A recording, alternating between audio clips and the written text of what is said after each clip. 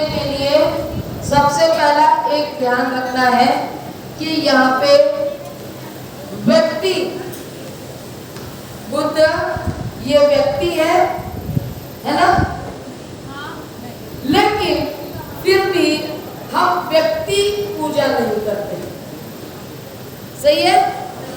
बुद्ध व्यक्ति है, फिर भी हम व्यक्ति पूजा नहीं करते हैं, क्योंकि व्यक्ति पूजा उस व्यक्ति के बारे में होता है, जबकि जब हम वही व्यक्ति धम्म बताता है तो वो ये कहता है कि व्यक्ति में जो गुण है, जो ज्ञान है, उसको लेना है।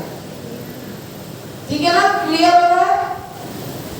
तो ये ध्यान रखना है, बुद्ध व्यक्ति होने के बाद में भी वो बुद्ध तब हुए जब उन्होंने सर्वोच्च ज्ञान प्राप्त किया।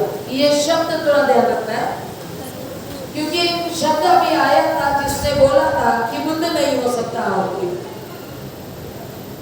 बिल्कुल हो सकता है, लेकिन हम वो सर्वोच्च ज्ञान प्राप्त नहीं कर रहे, इसलिए नहीं हो रहा है। ज्ञान प्राप्त करना यानी बुद्ध बनने के मार्ग पर हमारा पहला कदम है। समझ में आ रहा है ना? पहला कदम है। जरूरी नहीं कि हम बुद्ध बन जाएंगे। क्यों? क्योंकि हम उतना प्रयास नहीं कर रहे हैं सर्वोच्च ज्ञान प्राप्त करने का। सिद्धार्थ बुद्ध इसलिए करवाए क्योंकि उनको सर्वोच्च ज्ञान प्राप्त हो। उनको एक शब्द दिया गया, एनलाइटेंड। ठीक है? ये वो स्टेज है जहां पे हर प्रश्न का उत्तर उनके पास नहीं। कोई भी ऐसा प्रश्न नहीं है जिसका उत्तर उनके पास नहीं है। इसलिए बुद्ध के लिए ये एक शब्द भी इस्तेमाल किया गया, अनुत्तरम। अनुत्तरम। ठीक है? दूसरा, बुद्ध को सम्यक भी कहा गया है, यानी ज्ञान के साथ साथ कौन कौन सी बातें आ रही है बुद्ध के ज्ञान के साथ साथ वो सब रहेगा, तब वो पूरा ज्ञान होता है ना? तो कौन सा सम्यक? सम्यक यानी सम्यक यानी सही। सिंपल है। हम यहाँ पे आपको ये बता रहे ना, सही सही, राइट। सही मतलब सम्यक। जैसे हम आर्य अष्टांग, आपको सीखेंगे आगे तो पता चलेगा। आर्य अष्टांगिक मार्ग में सम्मा, सम्मा पाली में है, सम्मा दिव्य, सम्मा संकल्प, ऐसे पूरे 8 है। सब में सम्मा सम्मा बोला गया है। और उसको हम लोग पहला जब नमन बोलते हैं तो क्या कहते हैं? नमो तस्स भगवतो अरहतो सम्मा संबुद्धस्स, है ना? सम्मा यानी सम्यक, और सम्यक का सही इंग्लिश में वर्ड होता है राइट, RIGHT, राइट। ठीक है? तो वो सही होता है। तो ज्ञान भी सिर्फ सर्वोच्च ज्ञान भी है, लेकिन वो सर्वोच्च ज्ञान कैसा है? सम्यक है, सही है। सिर्फ ज्ञान होने से बुद्ध नहीं बनता है। समझ में आ रहा है? तो बुद्ध कौन है और बुद्ध क्या है, ये दोनों को हमें समझना पड़ता है।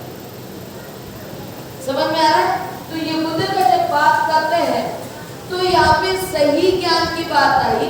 बिल्कुल 4 पॉइंट में इसको समझाया जा सकता है कि बुद्ध ज्ञानी है, लेकिन कैसा ज्ञान है? उसका ज्ञान सम्यक है, सही ज्ञान है।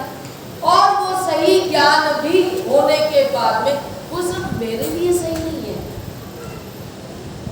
वो बहुजनों के लिए सही है, बहुजनों के हित के लिए है। तब वो ज्ञान का कुछ मतलब है। नहीं तो कितना भी सही रहे, वो मेरे लिए हो तो कुछ काम का नहीं है। तो बिना बहुजन हित के और बहुजन सुख के ये ज्ञान भी अपूरा होता है।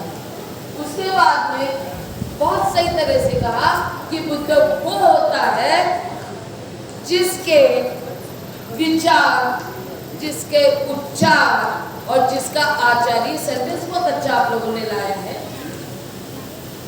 विचार, उच्चार और आचार, ये मन, वाचा, काया, बराबर है। मन में विचार आया, वाणी से उच्चार निकला और आचरण में आचार आया, सही है। तो जिसको ज्ञान प्राप्त हुआ है, सही ज्ञान प्राप्त हुआ है, बहुजनों के हित में हुआ है, और वो सब करने के बाद में खुद उसका पालन नहीं कर रहा है, तो बुद्ध कैसे बनेगा? समझ में आ रहा है? बुद्ध बनने के लिए क्या करना पड़ेगा? खुद पालन करना पड़ेगा, खुद के विचार इतने शुद्ध करने पड़ेंगे कि उसमें से कुछ भी विकार, गंदगी बाहर ना निकले।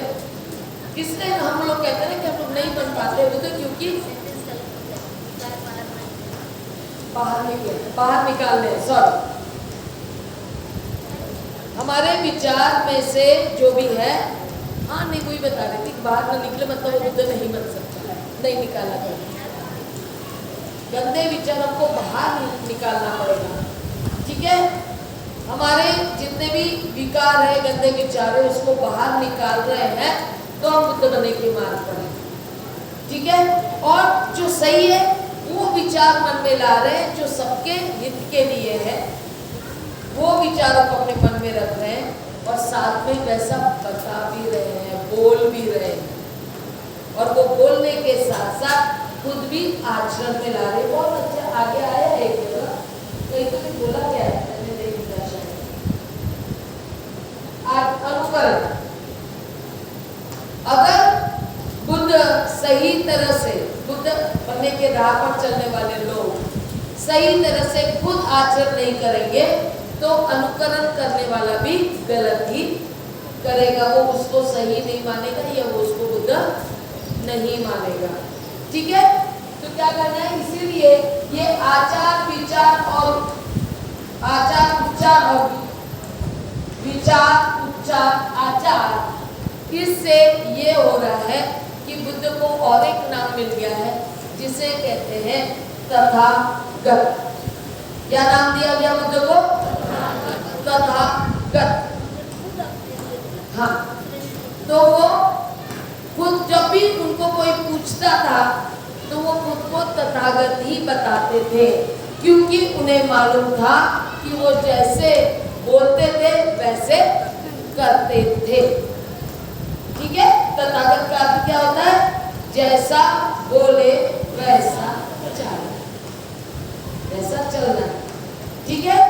तो बुद्ध के साथ में तथागत शब्द जुड़ा हुआ है, वो अपनी पहचान तथागत रूप में ही करवाते थे।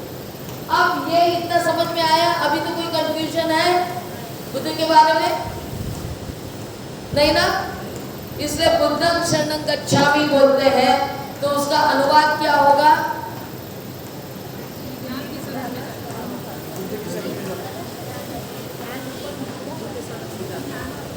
आता तुम्ही बुद्धाला म्हणणार, तुम्हाला बुद्ध समजला आहे, इतर लोकांना समजला का? दूसरे धर्म के लोग, दूसरे समाज के लोगों को बुद्ध का अर्थ समझा क्या? तुमको भी समझा नहीं था, तब तक तुम व्यक्ति बोलते थे ना, तो दूसरे धर्म का और दूसरे समाज का बुद्ध की शरण क्यों जाएगा? हाँ? तो फिर ज्ञान बोलो ना, मैं बुद्धं शरणं गच्छामि का तो बुद्ध की शरण में जाता हूँ बोलोगे तो बाकी लोग यही बोलेंगे कि व्यक्ति की शरण में जा रहे हैं। समझ रहे हैं मैं क्या कहना चाह रही हूँ? अभी लोग बुद्धं शरणं गच्छामि क्यों नहीं कह रहे? क्योंकि उनको समझ में नहीं आ रहा है, वो बुद्ध की तरफ भी नहीं आना चाह रहे, धम्म समझने के लिए नहीं आना चाह रहे। अब वो व्यक्ति समझ रहे अब और अर्थ बता रहे तो उसमें भी व्यक्ति ही बोल रहे हैं, मैं बुद्ध की शरण जाता हूँ। आपकी किताबों में लिखा है ना अर्थ, मैं बुद्ध की शरण जाता हूँ, मी बुद्धाला शरण जातो, ऐसा ही लिखा है। समजलं नाही म्हणजे व्यक्तीला, ठीक है। तो क्या बोलना पड़ेगा?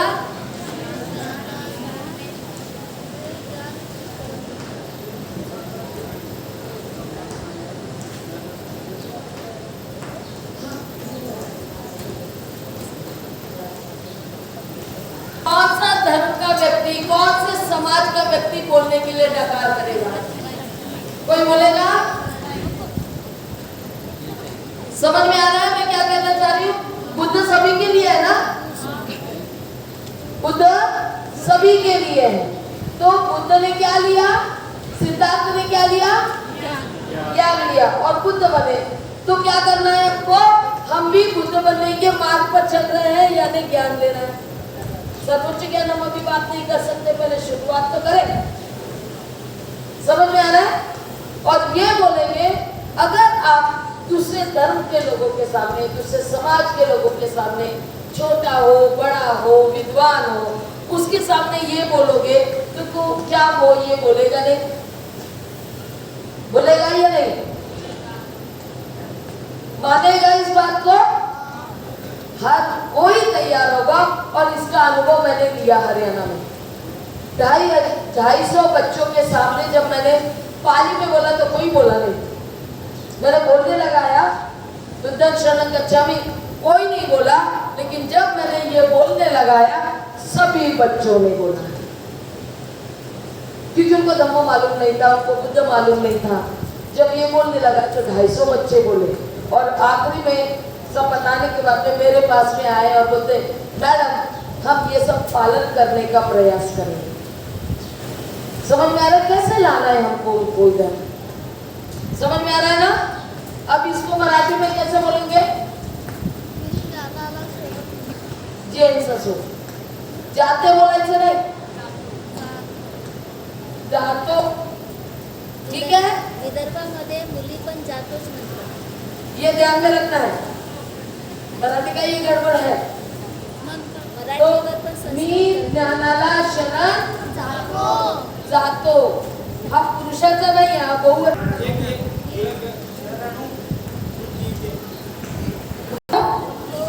बुद्धि के शरणु होगुतेने। लिख लो कन्नड़ वाले, आप लोग भी लिखो, मेरे पास मुझे चाहिए। समझ में आ रहा है? हमारी जो भाषा है उसमें हमें आना चाहिए, तब हमारा चित्त उस बात को समझता है। और ऐसे ही प्रबुद्ध भारत बनेगा, क्योंकि सब लोगों को मालूम करना है कि ये है। समझ में आ रहा है? पाली को हमें छोड़ना नहीं है, लेकिन जो भाषा अपनी है उसमें भी हमको समझना है। ग्रहण करने की बात आती है। ये जो भी शरण देता है ना वो उसको आश्रय देता है। नहीं, यहाँ पे ज्ञान का आश्रय ले रहे हैं हम। अनुसरण व्यक्ति को करते हैं।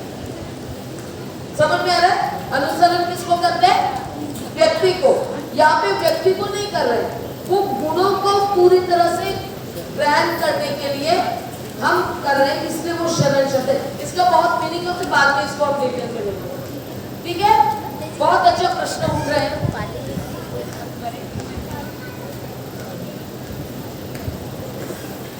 बुद्धं बुद्धं अंग अंग है ना, बुद्धं शरणं बुद्धं शरणं गच्छामि बुद्धं शरणं गच्छामि बुद्धं शरणं। हम बोल रहे हैं बुद्धं शरणं गच्छामि। यहाँ से जाओगे और आप बुद्धं शरणं गच्छामि बोलोगे या शरणं बोलोगे तो गलत हो जाएगा। ठीक है, अंग का उच्चारण।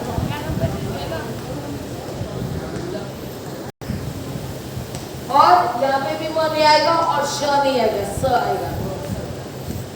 इस बात को ध्यान रखना है, ये बेसिक है जो हमको मालूम होना जरूरी है। ठीक है, समझ में आया? अब बुद्ध का टॉपिक बंद करें।